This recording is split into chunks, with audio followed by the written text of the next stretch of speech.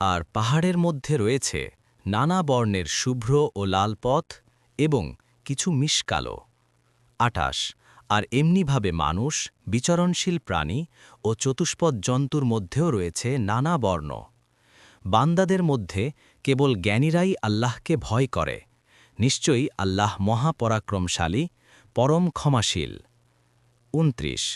নিশ্চয়ই যারা আল্লাহর কিতাব অধ্যয়ন করে সালাত কায়েম করে এবং আল্লাহ যে রিজিক দিয়েছেন তা থেকে গোপনে ও প্রকাশ্যে ব্যয় করে তারা এমন ব্যবসার আশা করতে পারে যা কখনো ধ্বংস হবে না ৩০ যাতে তিনি তাদেরকে তাদের পূর্ণ প্রতিফল দান করেন এবং নিজ অনুগ্রহে তাদেরকে আরও বাড়িয়ে দেন নিশ্চয়ই তিনি অতি ক্ষমাশীল মহাগুণগ্রাহী ৩১ আর আমি যে কিতাবটি তোমার কাছে ওহী করেছি তা সত্য এটা তার পূর্ববর্তী কিতাবের সত্যায়নকারী নিশ্চয়ই আল্লাহ তার বান্দাদের ব্যাপারে সম্যক অবহিত সর্বদ্রষ্টা ৩২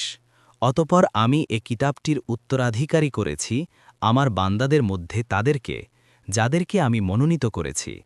তারপর তাদের কেউ কেউ নিজের প্রতি জুলুমকারী এবং কেউ কেউ মধ্যপন্থা অবলম্বনকারী আবার তাদের কেউ কেউ আল্লাহর অনুমতি সাপেক্ষে কল্যাণকর কাজে অগ্রগামী